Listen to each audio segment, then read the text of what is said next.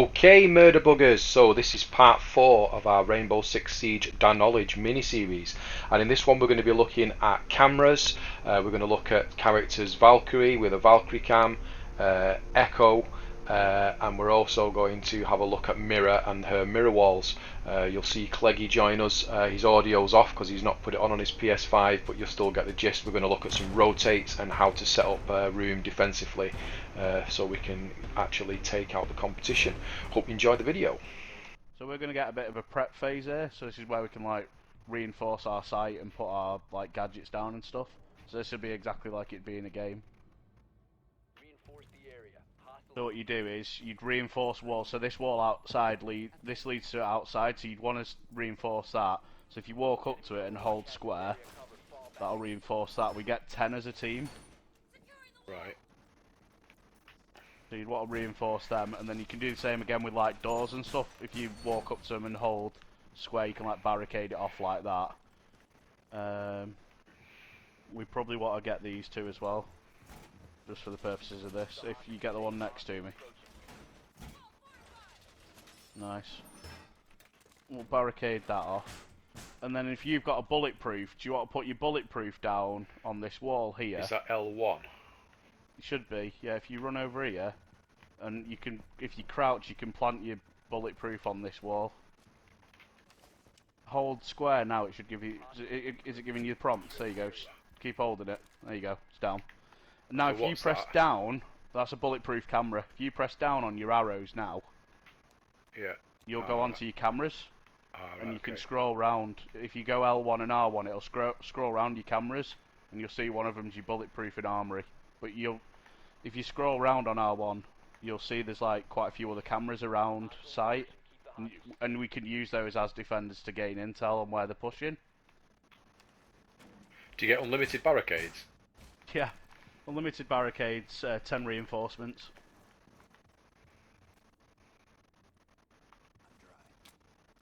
Oh, here's a nice little tip for you. You can actually prep barricades. So if you see this window here, yeah, the bottom of the window actually extends like further down the window. So what you can do is you can double tap them. That means they're prepped. So if anyone ever says about prepping a window, it just means they've basically tapped out the two. Because once you hit twice, you'll get a vault prompt. right. So if I, for example, had a vault cam outside, it. I could literally just vault out that window onto someone.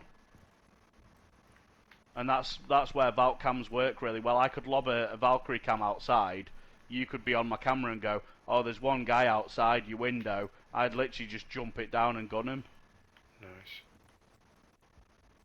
Because barricades take 3 hits basically to break, but after 2 you'll get a vault prompt. And Mira's special ability is that she has these bulletproof windows. She's got 2 of them. So I'll show you how they work. So what you basically do is you open up with a shotgun, like holes like that, and then you reinforce one side, leave the other side soft. Right. And then she has this mirror window thing. You pop your mirror window down with R1, and if you come and stand at that now, you can see through into the other bomb site. And then if someone actually walks in, you can just peek around it and just shoot through the bit you've left soft. Boss. Sick, innit? So we usually set up 2 mirror windows. 2 of us play off the mirror windows, and the other one sits on the top of the stairs. The other thing you can do from it is Mira has a C4. So if someone goes into the other bomb site and tries to plant, you can literally just lob a C4 in and kill them. Oh god, someone's already on us there.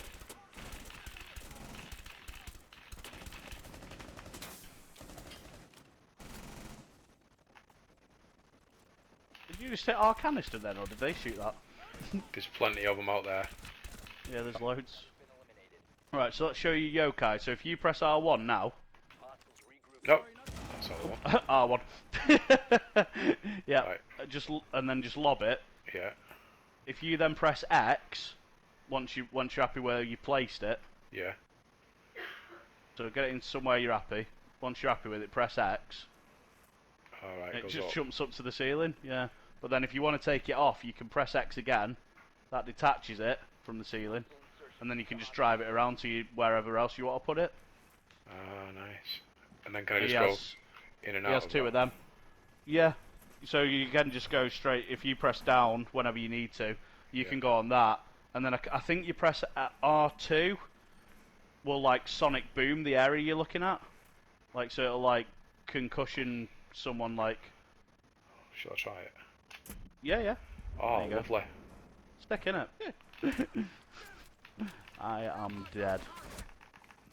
It's all on you. Shall I just get this hostage first? Yeah. Yeah, revive him if you can. There's still 2 enemies knocking about. There's no one on the bridge though. I'm on your yokai cam on the bridge. There's no one coming that way. 13 health left. I believe. Yes. Where are you now? I'm dead. I'm completely dead. Like, you can't even get me up. I'm gone. Fuck now then. So what I'll do is I will watch your yokai drone. If you want to throw me another one out into that hallway you're watching at the moment. Right. So R1. Yeah, and then lob it into that hall. R1. Okay. Lob it into that hallway for us, and then just deploy it anywhere around. Get it further into the corner, X, and go a bit further down, so I can watch both bits of the corridor for you. Cool. And if you come off that now, I'll let you know if they're coming either this way, or I can watch if they come the bridge, because I've got a bridge cam here as well for you. Chances are you're not going to get through this too long, because you've got 10 people about to run at you with 13 health, but at least I can start sort of like giving you sort of calls on stuff. You've got a couple heading towards the top of the green stairs, which is where my yellow ping is. And one heading towards red stairs. No one's up yet though, so you're still okay this side. And your bridge is still clear. There's 2 at the top of green stairs on my ping. Seeing him. Yep, they're running round towards you on red. There's 4 of them about to push your door here, where I'm yellow pinging. All pushing that door. And now on the bridge as well. Yeah, you're in a bit of trouble here, lad. One all on the bridge to your left, come behind you now. I was just trying to move around the other side of it. Yeah, you were no absolutely done. Alright, so you're going to reinforce these 2 walls. Yeah, so reinforce those as standard. In terms of kids, because it's always good to have someone playing inside of here. That's your mirror window, that's your C4 spot. I got that up quick, lad. Don't mess about. This, if you play mirror, is not a bad setup, but just have it at vault height. So instead of having a rotate, you can still sort of peek behind, it still gives you a bit of cover. But if you need to get out into attic, you can vault that as well. Right. Like that. So if I wanted to get into attic, I can still vault it. Yeah, I could go a touch slower if you, there you go. So it just allows me still to rotate. Flow through. Attic walls. Reinforce those off. It's what we did at the beginning of the night. Yeah, of course. To get those, that stops you back a sight push. That gives you your rotate out of sight if you need it. This stops people wall banging you if you want to play in attic. I'd reinforce both.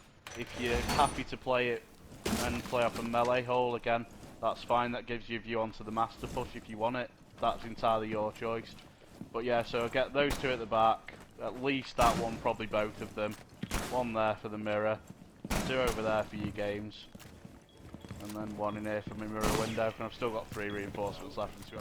The lad I play with, Nick, who's played the game for years, this is exactly what he'd do. He'd be mirror, and he'd be playing this window the entire round at this particular site. That's his role, he feels comfortable, he's happy to do it. He would literally just play inside of here, just playing off his mirror windows. Yeah. The lad that's newer to the game, who's a year in, he sits usually in attic. I used to play in attic a lot, but we've stuck him inside of here, and he just sort of sits around the bottom of attic, just to call if anyone's breached that wall, or if someone's at his window, he can just kind of give us a call out. I tend to play off site, unless I'm playing Frost. Sometimes I'll play inside attic with him, just to give him a bit of support. What I usually do at the start of the round is I run, put a Valkyrie cam, you know the little cameras I showed you, the little circle ones. I usually put one, depending on who they are, and what I think they're going to bring, I usually put one camera up there, gives me a really good view over the bed, which is what I got the C4 on Cleggy before.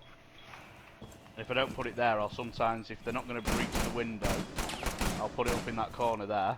Yeah. I put a second camera inside of games because I know again they can plant inside of there, and I'll usually put it behind them so if they rappel in through that window they're not going to see it unless they turn around. And likewise if they come through that breach there, they're not going to see it up in that corner. That's 2 of my cameras. And then with my third camera, I would then usually head downstairs, and I play a roam on this particular site most of the time. So with my third camera, if I was playing Valkyrie and not Mira, I head all the way down here into Small Tower. Right at the start of the round, I pull down this barricade and I throw my last camera onto that wooden structure there. Right. Which gives me a really good view on to if people are pushing big window. I don't know if you back up enough, you might be able to see it, or if you go on rappel. But big windows like over there. Take me to it.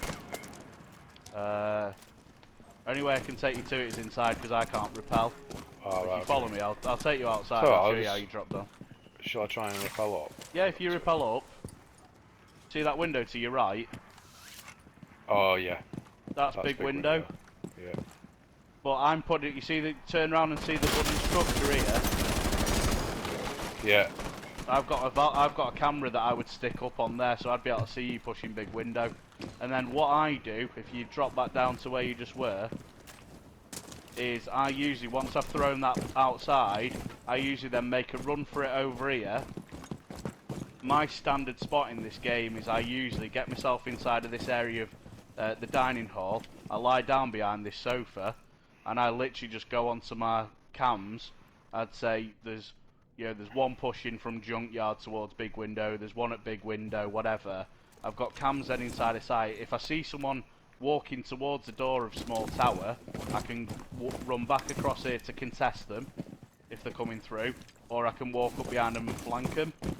And then what I tend to do is I play the majority of the round downstairs, and then when someone jumps in through big window, Nick's playing Mira, so he's seen them jump in. Yeah. He saves his C4, goes, there's one in behind bed, one default. I then make my way round to this bit. That spot there is directly underneath the bed. I blow that gets rid of one of them, and then Nick's still got a C4. So if one of them later in the round pushes in behind the bed, he can still C4 them. And that's usually the role I play. That's usually how we play this site, and then what I do is late round, once I've used my C4, I just flank up white stairs just to give a support to Nick whilst they start pushing in through big window. You should see a blue team and an orange team. If you press your left analog stick in, it should switch you across to the orange team, which is the defensive sound.